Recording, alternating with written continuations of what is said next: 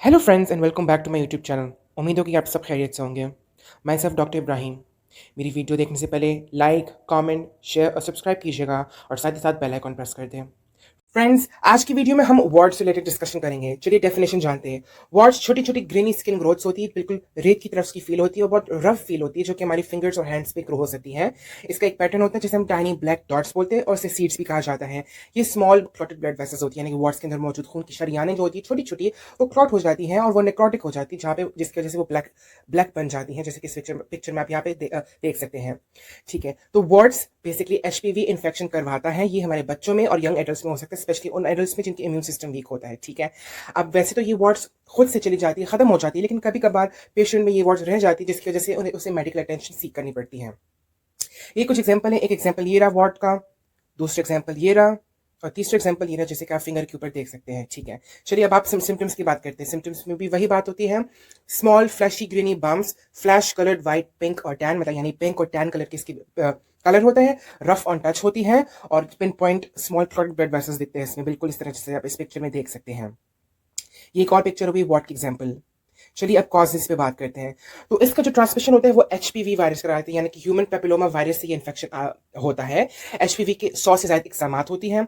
कुछ variants benign conditions करवाती है जैसे कि वार्ड्स, और कुछ वेरिएंट्स बहुत सीरियस कंडीशंस करवाती है जैसे कि फीमेल्स में सर्वाइकल कैंसर। ये स्किन टू स्किन कॉन्टैक्ट के थ्रू फैलती है।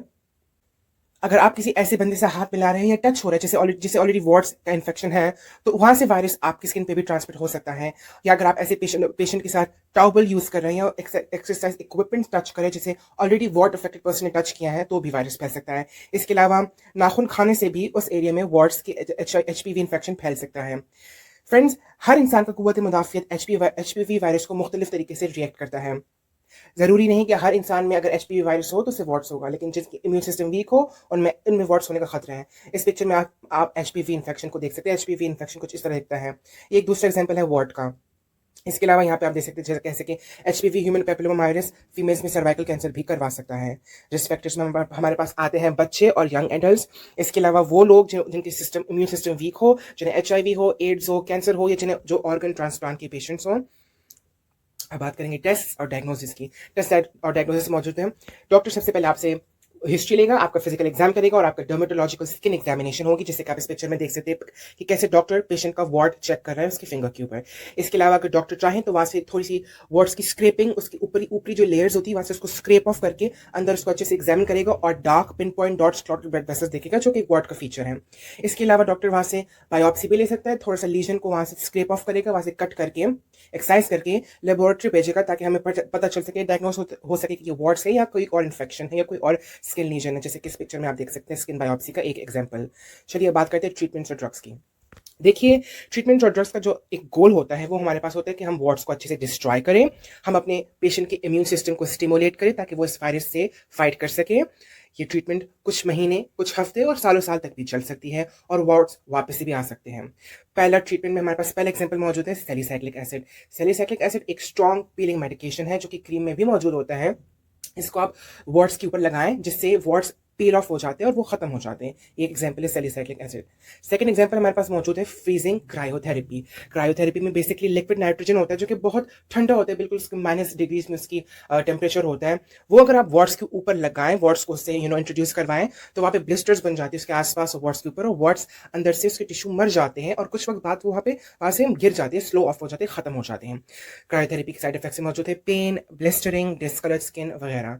इस पिक्चर में आप देख सकते हैं कि कैसे डॉक्टर लिक्विड नाइट्रोजन पेशेंट के वार्ड में या अफेक्टेड फिंगर पे अप्लाई कर रहे हैं, और दूसरी पिक्चर में आप देख सकते हैं कैसे लिक्विड नाइट्रोजन स्टोर होता है और वो अप्लाई कैसे किया जाता है।